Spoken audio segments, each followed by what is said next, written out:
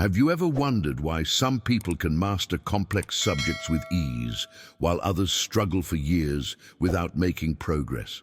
What if I told you the difference isn't intelligence, but a powerful learning technique used by the greatest minds in history?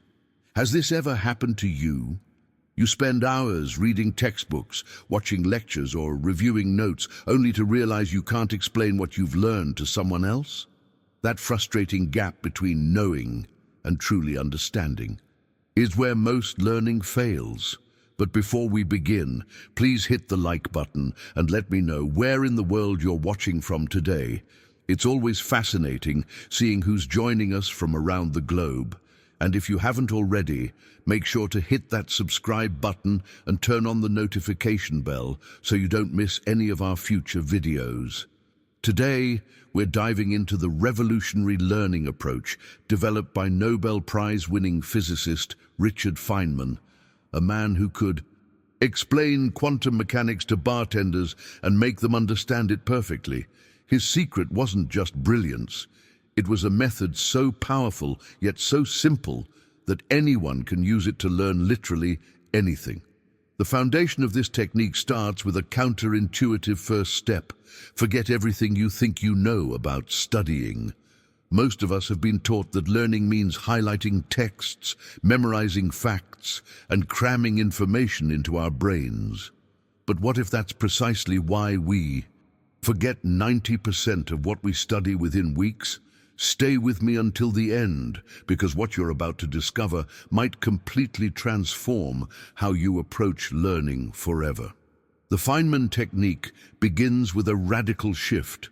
Instead of trying to absorb complex information, you start by simplifying a concept as if explaining it to a child. Imagine taking something like photosynthesis or blockchain technology and breaking it down into language so simple a 7-year-old could grasp it. When you do, something magical happens in your brain. You see, the moment you force yourself to use plain language and everyday examples, your mind begins to expose the gaps in your understanding. Those moments of hesitation when you can't find the right, simple words. That's not failure. That's the exact point where true learning begins. This simplification process isn't just about making things easier. It's about forging deeper neural connections. Information stops being abstract symbols on a page and becomes part of your natural vocabulary, part of how you think. But simplification is only the beginning. The second transformative step happens when you take that simplified concept and attempt to teach it out loud. Whether you're speaking to an actual person, recording yourself, or just talking to an empty chair, the act of verbalization forces your brain to organize ideas into a logical sequence. What often happens next is illuminating. As you try to explain, you stumble. You forget key elements. You realize you can't connect certain ideas smoothly. Most people mistakenly see these struggles as proof they haven't studied enough. But what if I told you these stumbling blocks are actually your greatest teachers? Every time you can't explain something clearly, you've just discovered exactly where your understanding falls short. And only when you see the whole can you fill it. This process of teaching to learn rewires your brain in ways that passive reading never could. If you're serious about maximizing your learning potential, hit that subscribe button now and join our community of people who refuse to settle for ordinary results.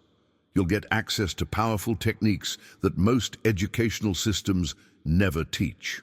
This dynamic process of teaching reveals the real transformation in learning, the journey from passive absorption to active understanding. But here's the hidden truth many educators won't tell you. Once you've identified those knowledge gaps, you must return to the source material with new eyes. This third step is where the real magic happens. When you review and simplify again, you're not just rereading, you're rebuilding your mental framework from the ground up. Imagine taking complex economic theories and translating them into stories about trading baseball cards, or turning abstract physics equations into visual metaphors about water flowing downhill. This isn't just simplification, it's a complete mindset shift that turns fragile memorization into rock-solid comprehension. Each time you cycle through this process, your brain literally reorganizes itself. Neural pathways strengthen, connections multiply, and what once seemed impossibly complex begins to feel like second nature. This is why so many breakthroughs in understanding happen not during study sessions, but during these moments of reflection and re-explanation. The impact of this approach becomes even more powerful when you incorporate the fourth element of the technique, creative repetition. But let me be clear, this isn't about mindlessly reviewing flashcards or reciting definitions. That kind of mechanical repetition is precisely what makes traditional learning so ineffective and, frankly, soul-crushing. Instead, the Feynman approach asks you to play with knowledge, to treat information like a multifaceted jewel that reveals different aspects when viewed from different angles. Let's say you're learning about photosynthesis. First, you might explain it using the analogy of a factory converting raw materials into energy. Then you could describe it as a solar power system. Finally, you might frame it as a chemical recipe. What's happening behind the scenes when you do this is remarkable. Your brain doesn't store information in single, isolated files. It creates vast networks of associations. When you present the same concept through different metaphors, stories, and contexts, you're building multiple neural pathways to the same knowledge. The revelations come when you realize that this doesn't just help you remember, it fundamentally changes how deeply you understand. This playing with knowledge triggers something else too, pleasure. When learning feels like creative exploration rather than forced obligation, your brain releases dopamine, the same neurochemical involved in reward and motivation. This is why children learn so quickly through play. They're not just memorizing, they're experiencing the joy of discovery. Subscribe. Now to transform the way you learn forever. I share proven methods that have helped thousands of students, professionals, and lifelong learners master complex topics in record time. Now, I want to go even deeper into this topic by exploring what happens when this method encounters its greatest catalyst, the moment of error. Because contrary to everything most educational systems have taught us, mistakes aren't failures. They're the essential ingredients of mastery.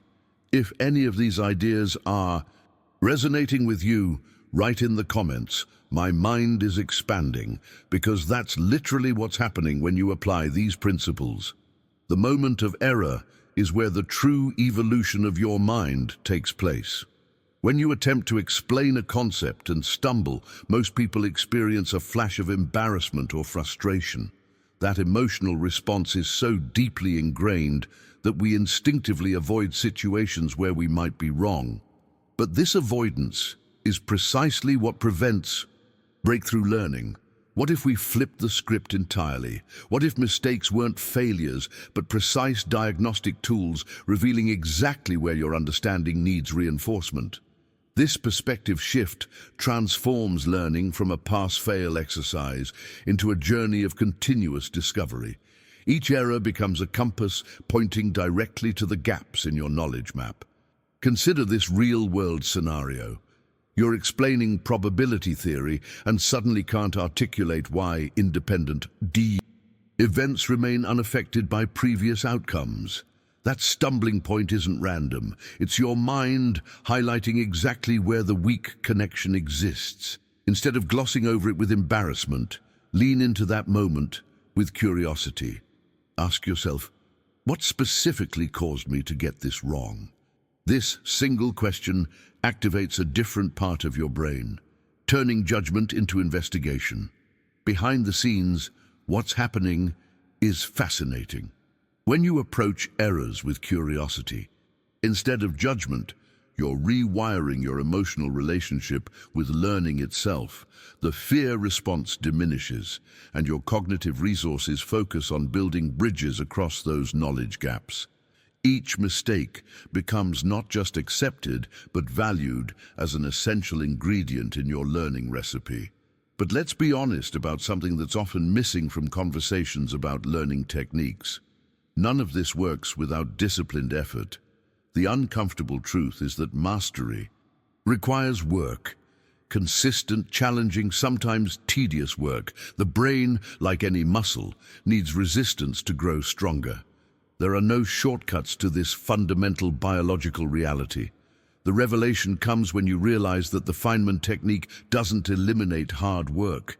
It transforms its impact. Instead of diffused effort spread across highlighting textbooks or rereading notes, your energy becomes laser-focused on the precise areas that need strengthening. It's the difference between watering an entire field, hoping something grows, versus nurturing specific plants with exactly what they need. Think of learning as building a mental cathedral. Each time you simplify a concept, each time you teach it, each time you correct an error, you're placing another stone in the foundation.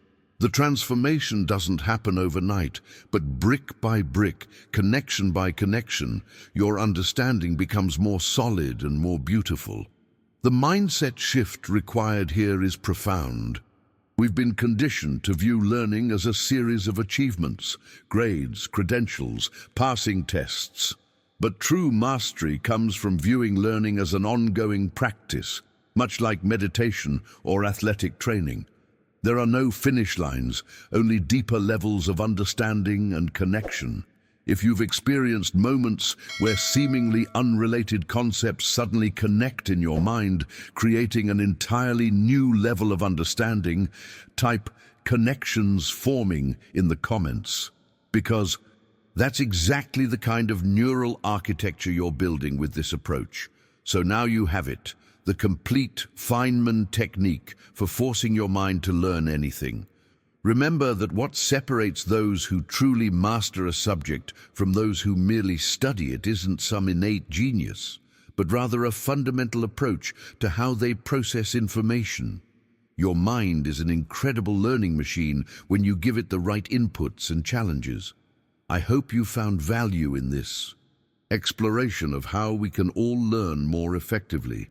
If you're someone who's constantly curious about unlocking your full potential and understanding the hidden mechanics of how our minds work, you'll feel right at home on this channel. We dive deep into these transformative ideas every week, breaking down complex concepts into practical wisdom you can apply immediately. If this approach to learning resonated with you, I'd love to know you're part of this journey.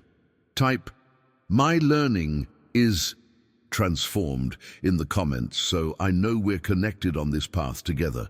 Your engagement helps me understand what topics matter most to this community of lifelong learners we're building. And if you found this valuable, that simple click on the like button tells me to keep creating content that challenges conventional thinking about how we learn and grow.